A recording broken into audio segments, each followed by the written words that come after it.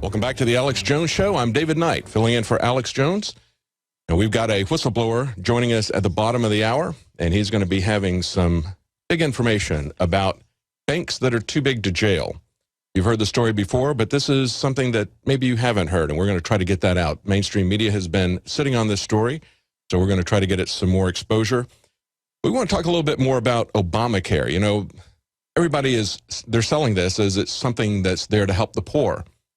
But look at what's going on with the insurance companies' stocks. We've been telling you for a long time here at INFOWARS that this is about insurance companies, that they wrote it, that they're profiting from it. And for the last 4 years, their stocks, the largest insurance company stocks, have been skyrocketing, going up anywhere from 2 to 5 times. Don Salazar pointed that out in an article last week.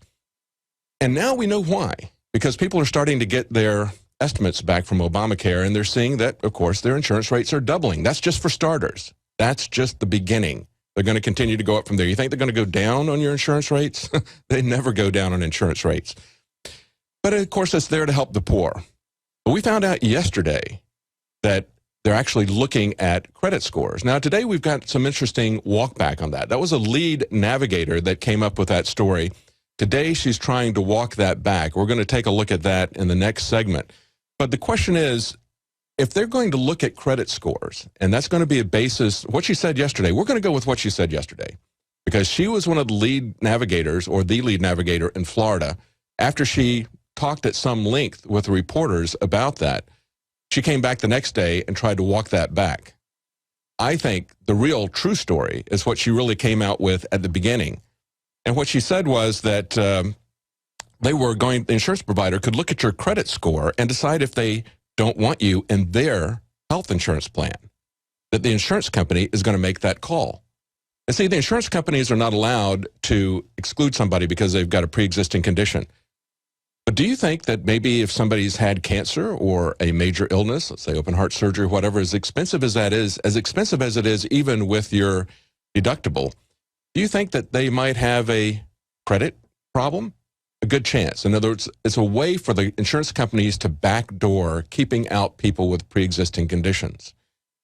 But ask yourself this. Do you think that poor people, who this is all about helping poor people, do you think that poor people have high credit ratings, or do they have low credit ratings? If the insurance companies are collecting this information, and that's yet another story, that's a huge part of this, is the total blanket amount of information that these insurance companies are getting on everybody. And the fact that they are looking at your credit score, they're getting your Social Security number, they're getting everything from you.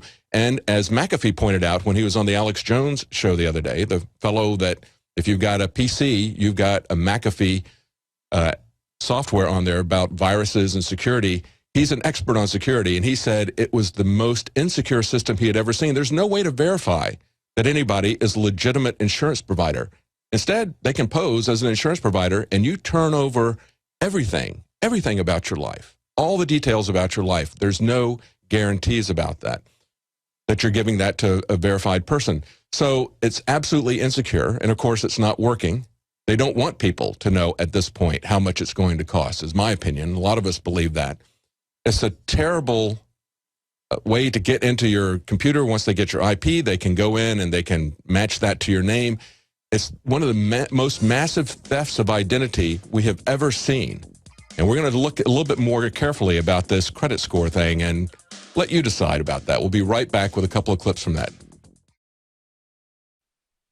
Introducing Pro One. All of your filtration in one system, portable, on the go. No more do you have 2 or 3 filters to just reduce sodium fluoride. You have a system that cuts out the sodium fluoride and up to 95% of hydrofluorosilicic acid. Advanced manufacturing technology combines silver-impregnated white ceramic with new Aquamedics advanced media for removal of fluoride and other heavy metals, all in one filter element. It is the only one that does it, and out of the gates, we have it discounted at 10% off with promo code WATER. This is the only system that in one unit helps reduce or remove pesticides, herbicides, chloramines, ammonia, and chlorine, hydrofluorosilicic acid, the most common form of fluoride not covered by other fluoride filter brands, and sodium hexafluorosilicate. Get your Pro Pure with the new Pro One filter today at InfoWarsStore.com or by calling 888-253-3139.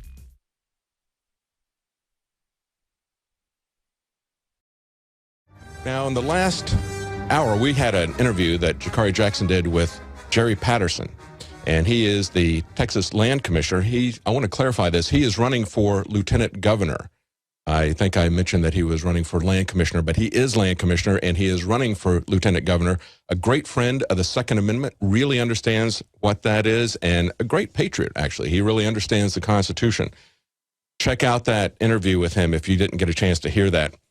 And it's interesting to look at this because, in contrast, we see what happened just recently in Connecticut.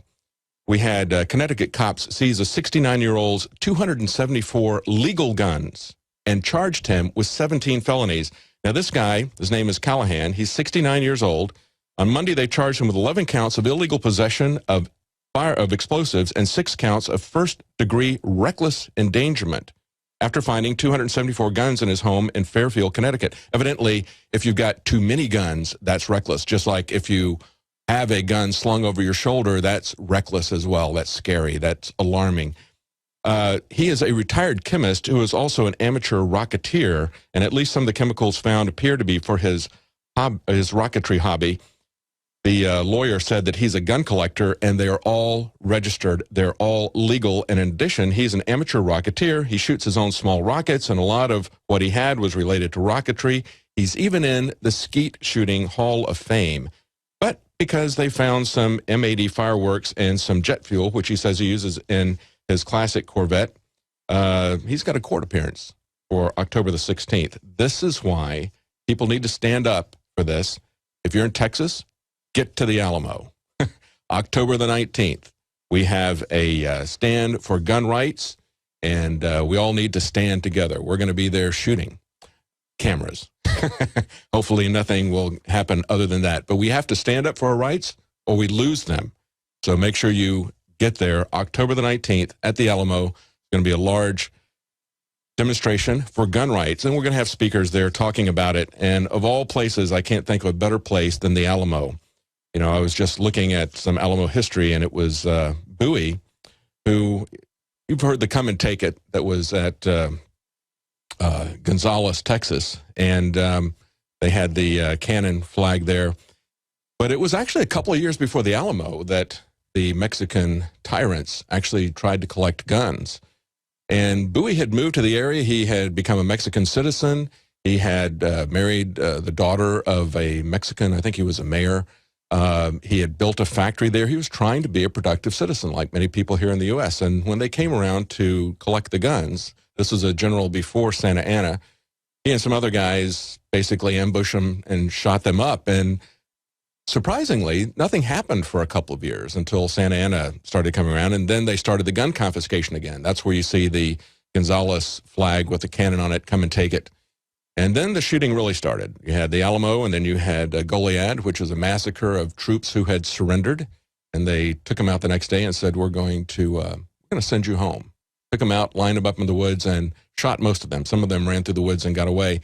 After those two incidents, they understood that it was either take down the tyrant or he's going to take you down.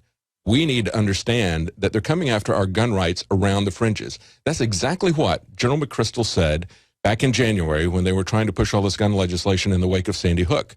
He said, we've been moving this around the edges, and I'm paraphrasing him here, but he used the term, we've been legislating around the edges, and we need to get very serious and go for the main thing. So in other words, he was saying, we've been infringing their gun rights. They're never going to come and take them right away at the very beginning. Instead, they're going to set up a lot of little entrapments, things that they can use to harass gun owners, to arrest them if they violate the technicalities of the law. And so that's the way that it starts. But we need to roll that back before it gets into something even more serious. Now, the other big thing going on today is, of course, Obamacare. And there's a breaking story that we've got up on prisonplanet.com. David Seaman pointed out that the man that's going to be heading up a congressional NSA reform package is actually the one who authored CISPA. And we're going to be talking about that later. But let's go to a clip that we have. This was Obama running in 2008, and he was speaking on the Ellen DeGeneres show, and he was talking about the distinctions between Hillary, who wanted mandated health care, and what he wanted. And we've had an ongoing discussion about health care. Both of us want to provide health care to all Americans. There's a slight difference, and her plan is a good one, but she mandates that everybody buy health care. She'd have the government force every individual to buy insurance, and I don't have such a mandate because I don't think the problem is that people don't want health insurance, it's that they can't afford it. So I focus more on lowering costs, and this is a modest difference, but it's one that she's tried to elevate, arguing that because I don't force people to buy health care that I'm not insuring everybody. Well, if things were that easy, I could mandate everybody buy a house, and and that would solve the problem of homelessness. It doesn't. Yeah, remember that? He's going to lower the cost. That's what he's really concerned about. You know, that's the Affordable Health Care Act. Well, how does doubling people's insurance lower the cost? The insurance companies know what's in this. They wrote the law. They knew what was in this years ago. That's why their stocks have gone up by a factor of 2 to 5 over the last 4 years, as we pointed out. And notice what he says. He doesn't want mandates. Hillary Clinton wanted mandates. He said if mandating fixed things, then he could mandate everybody to buy a house, and that would cure the problem of homelessness, except that homeless people can't afford to buy a house. But now let's look at what was said this week by the lead navigator in Florida, the person who's been trained by the feds to explain how Obamacare works. That's what a navigator is. She's going to help people navigate through the system. She's been trained to explain to them exactly what Obamacare is about. Some people are being asked during the enrollment process to link to Experian, one of the credit reporting bureaus. But we learned today from the Department of Health and Human Services that is only to verify their identity. A spokesperson went on to say in an email, insurers are not allowed to factor in credit scores when setting premiums, and at no point in the application process are people's scores accessed. But here's what Packham told us about credit scores yesterday. So that health insurance providers can make an educated decision about who to insure based on if somebody is defaulting on all their bills, they may not want to have them in their part of their health plan. Packham wouldn't say today how she came up with such a detailed explanation, but does admit it was wrong. Yeah, she really should know better, and I think she did know better. I don't know which version is true. Run the clip from yesterday from about 13 seconds in, because she went over this in a great deal of detail yesterday. It wasn't just one statement that she made off the mark. She emphasized that. She was saying insurance providers can look at your credit score and decide if they don't want you in their plan. The insurance company makes the call. She talked about how, yeah, that's perfectly reasonable because, if you're not paying your bills, they want to make sure that they're going to get their money. That's what it's about. It's about getting the money to the insurance companies. Understand there's a difference between health insurance and health care, just like there's a difference between education and school. You can get an education at school, but you don't necessarily need to have a school to get an education. The same thing is true of health insurance and health care. You can get health care without having health insurance. Let's go to that clip right now. How much they pay. Well, they say it was explained to us like this. It's like buying a house or a car. Your credit score and other factors can determine your interest rate. In this case, it can determine how much you pay in premiums. People are asking, why is that being asked of me? And Packham is one of many people called Okay, Navigate. you can pull it out right now. See, that's exactly what and in that original interview that they played, she goes on for quite some time with the quotes that I just gave you. And like he said, it's just like buying a house. I find that kind of ironic because it is just like buying a house. If you can't afford a house because you're homeless, because you're poor, just mandating it doesn't solve anything. And it doesn't solve anything with the health care either. This is not a transference of benefits from the middle class or from the wealthy, as they like to imagine, to the poor. We just had a report earlier this week where they were talking to people who had voted for Obama, and they were very distressed to see that their insurance rates were doubling or more. And one person said, I wanted to provide health care for the poor. I just didn't know that it would be me paying for it. See, they thought they were going to practice charity with somebody else's money, like Ted Kennedy, he was one of the richest men in the country. And, of course, he loved to practice charity with other people's money, didn't like to practice it so much with his money. But there's a lot of people who think that they're going to vote for this largesse out of the government, out of money that's just printed out of thin air, money that we borrow from future generations, a debt that we pile upon them, because, you know, we only pay, our income tax only pays to cover the interest on our debt. We've been on an interest-only loan from the giant banks since they created the Federal Reserve and the income tax nearly 100 years ago. And it's not getting any better. That's what this debt ceiling is about. They want to keep